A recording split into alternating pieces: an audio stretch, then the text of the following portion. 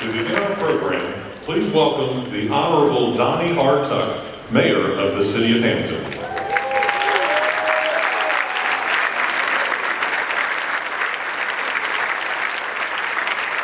Please take your seats. Good morning and welcome to the 400th anniversary of the first African landing commemorative ceremony.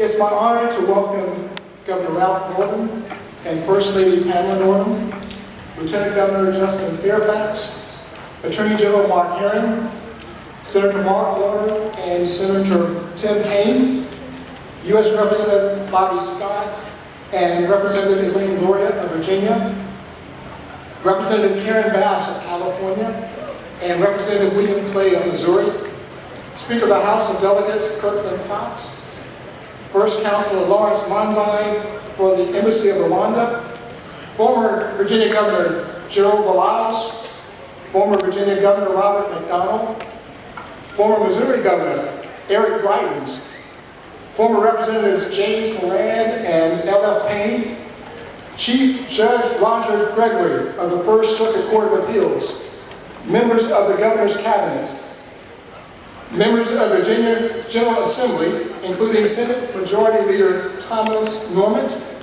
Norfolk Mayor Kenny Alexander, Portsmouth Mayor John Rowe, Chairman Joseph Green Jr., and the members of the 400 Years of African American History Federal Commission, Deputy Assistant Secretary for Fish and Wildlife and Parks Aurelia Skiplet, National Park Service officials, including Deputy Director Daniel Smith and Deputy Director David Bella, Hampton Vice Mayor Jimmy Gray, and members of the Hampton City Council, and other special guests. On behalf of the members of the Hampton City Council, our city staff, and the residents of this great city, it is my honor and privilege to welcome you to Point Comfort, Old Point Comfort, Freedom's Fortress, Fort Monroe, and now Fort Monroe National Monument in Hampton, Virginia.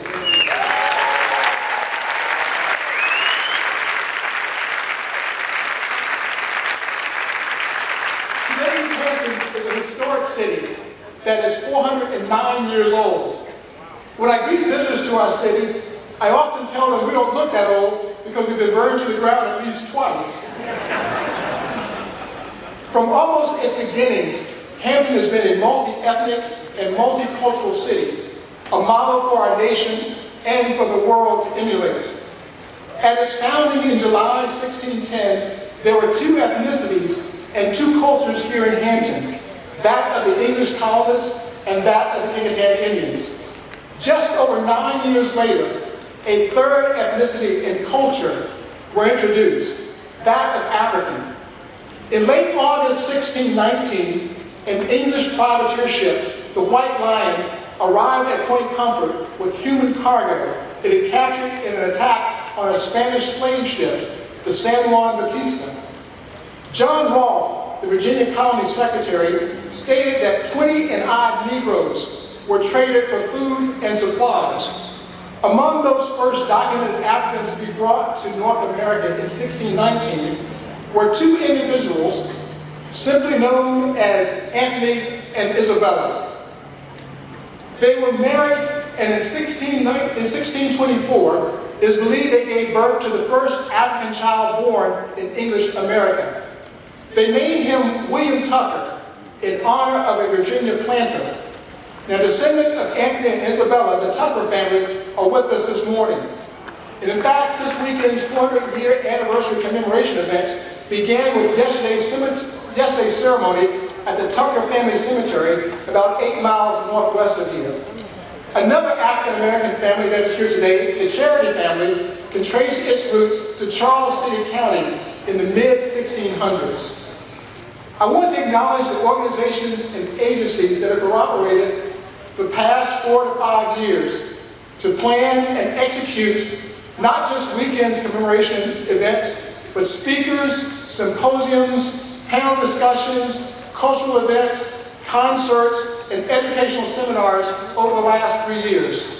These are the Hampton 2019 Commemoration Commission, Project 1619 Incorporated, the Commonwealth of Virginia's American Evolution, the Fort Monroe Authority, the Fort Monroe National Monument of the National Park Service, and the 400 Years of African American History Federal Commission. I'd like to especially acknowledge and recognize Calvin Pearson and Project 1619.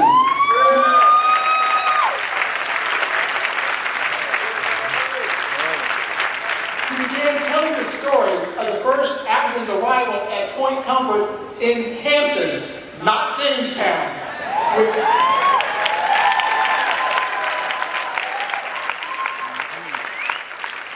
With African landing events annually since August 2008.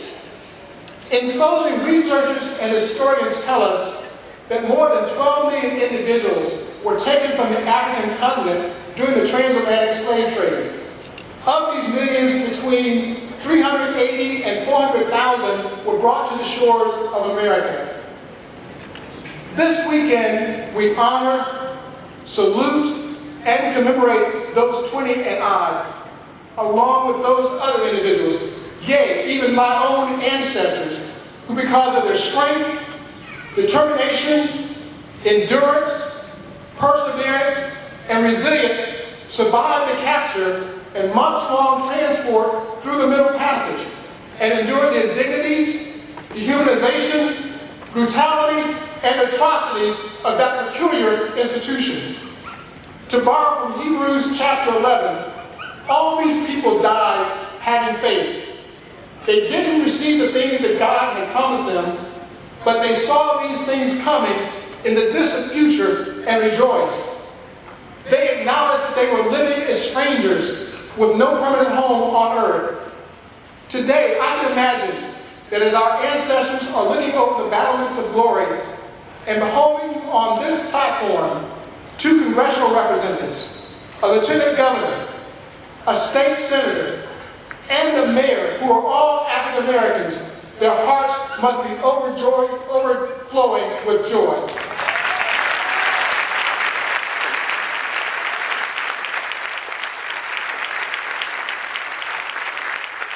Please welcome the Honorable James P. Moran, Jr., former Congressman from the 6th Congressional District of Virginia, and current chair of the Fort Monroe Authority.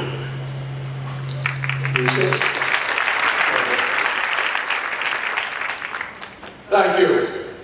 Thank you, Mayor Tuck. Nice job. I was revising my remarks as you were speaking, since you told some of the best stories, but you did it more articulately than I would have. As chairman of the Fort Monroe Authority for the last 3 years or so, there are several people that deserve to be recognized. So I'm going to recognize some of them, and then I want to make some, what I hope are substantive remarks. First of all, and I appreciate you listing so many of them, Don. That does save us a little time, but there are a few people I want to give a shout out to. I want to first recognize Governor Ralph Northam.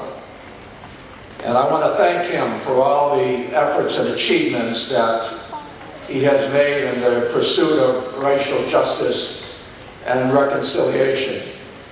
Just as an example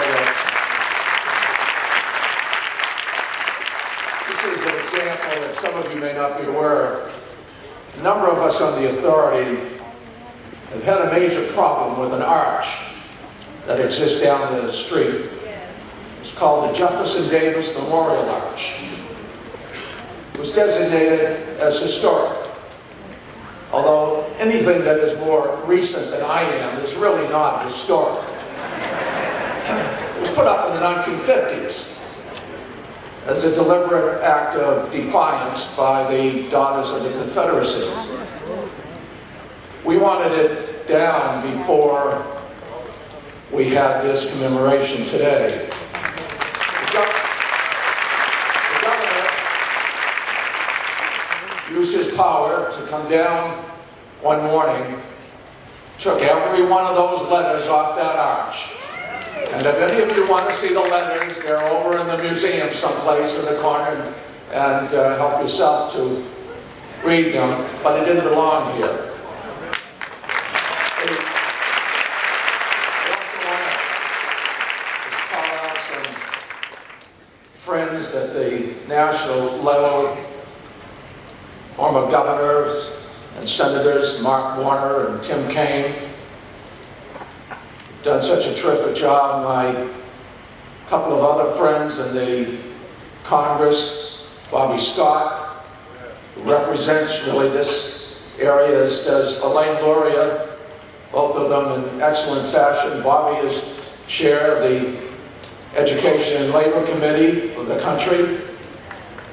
Karen Bass.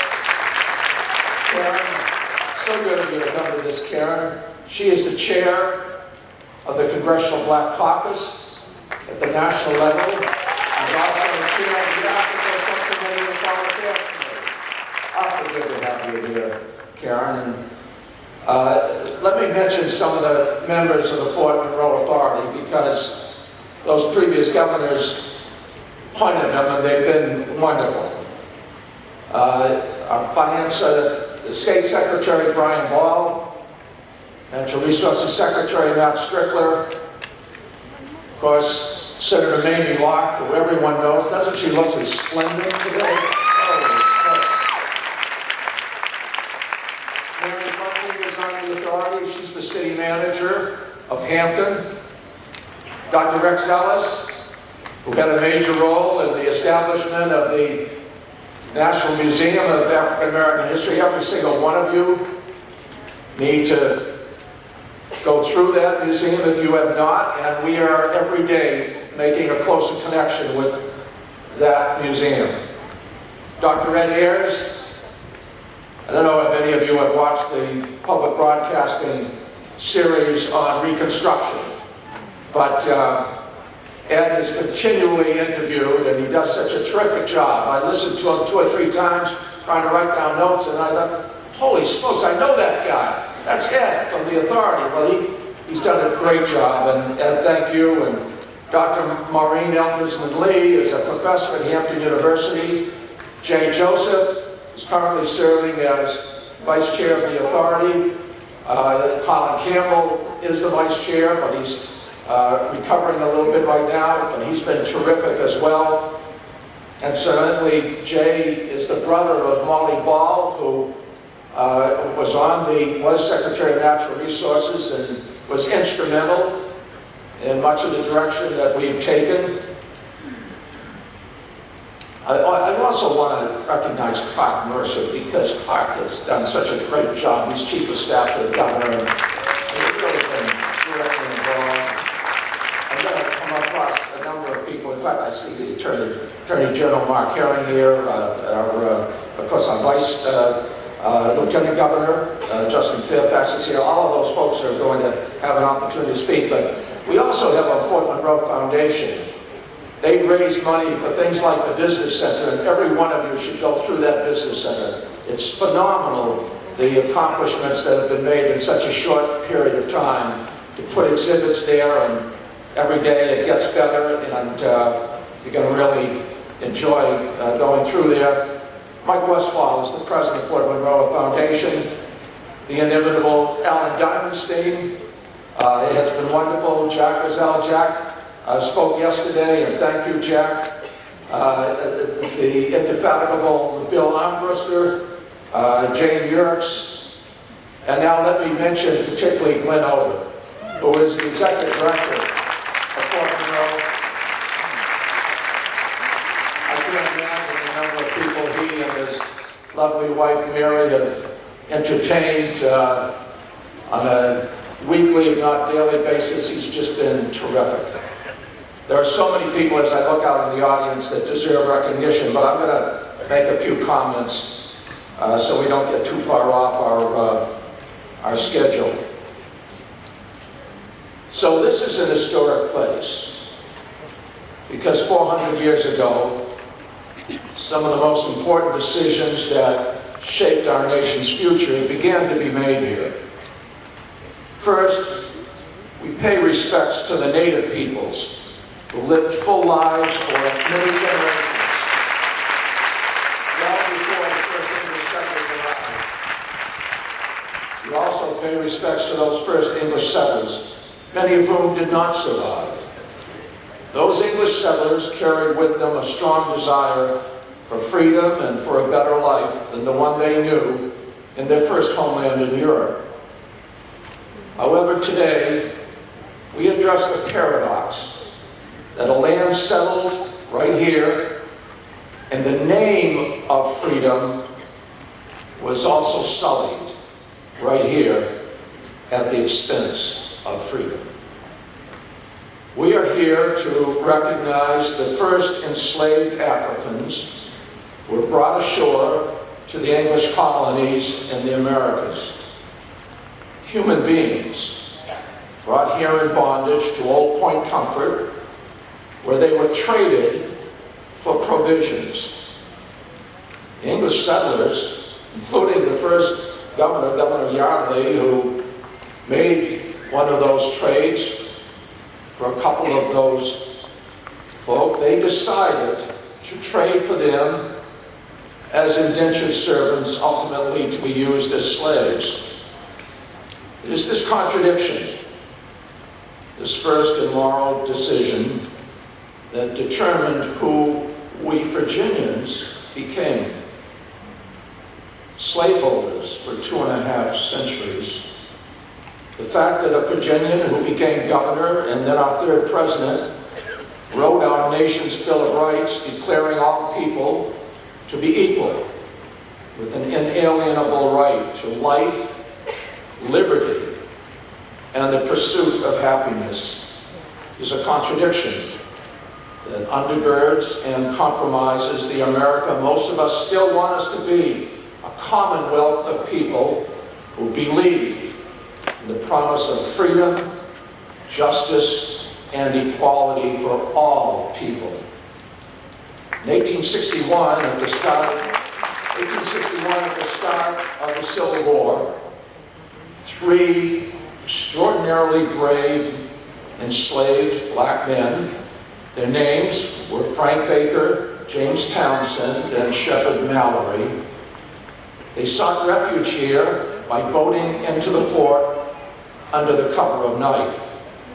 The federal commander, Major General Benjamin Butler, remember that name, Benjamin Butler, he's quite an historic figure, he decided not to return those men as fugitive slaves, but to protect them by declaring them contraband of war, releasing them from the ownership of their masters.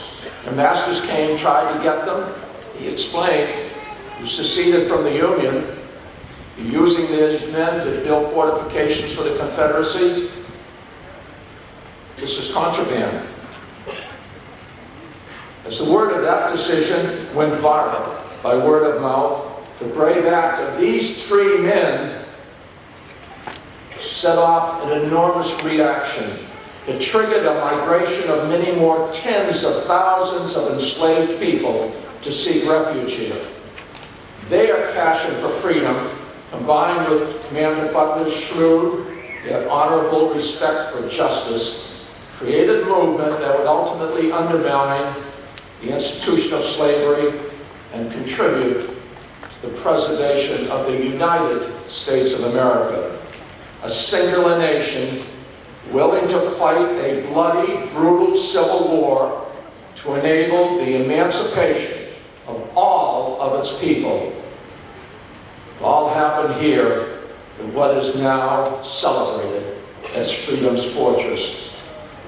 In 2011, this place, where the first enslaved Africans were brought to English North America, and the first contrabands found refuge, was designated a national monument by the first elected black president of the United States of America, President Barack Obama.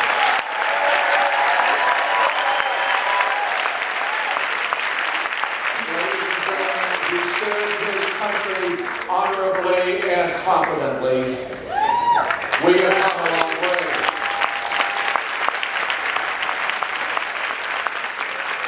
But we still have a long way to go to achieve true equality of opportunity, to overcome all the residual effects of slavery, of Jim Crow laws, and of systemic racial discrimination.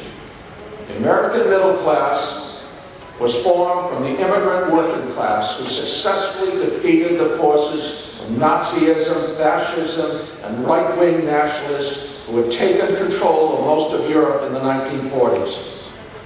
Our federal government made available substantial GI, housing, and educational benefits for those working class Americans who fought and won that war, except for the black soldiers who had fought at least as valiantly but were excluded from those benefits. And so today, more than a third of African American children are living in poverty. The net worth of white families is nearly 10 times that of black families. That gap's tripled in size over the last generation. Much of it due still to the comparative difficulty black families have in securing a home mortgage. Prison sentences for the same crime are on average 20% longer for black men than white. Bobby Scott knows that so well and is trying to address that. A job applicant in the United States with a white-sounding name is 50% more likely to get a call back from a prospective employer than one with an African-American sounding name. I could go on with these examples of modern-day discrimination. I'm not going to do that. But I mentioned some of these facts because this should be more than a day to commemorate. It also must be a day to recommit to being one nation, true to our values, our ideals, and our aspirations. We're a great nation, a great diverse nation, made up of the survivors of the genocide against its first inhabitants, made up of immigrants who came to this country, mostly from Europe, prepared to endure discrimination based on their ethnicity, religion, or political beliefs, but who believed that this was a country that would in time overcome those prejudices. And our country is made up of the descendants of people who were brought in bondage, held as property, treated as subhumans, even in the national constitution, but who persevered, who will triumph, who are proving their value and their humanity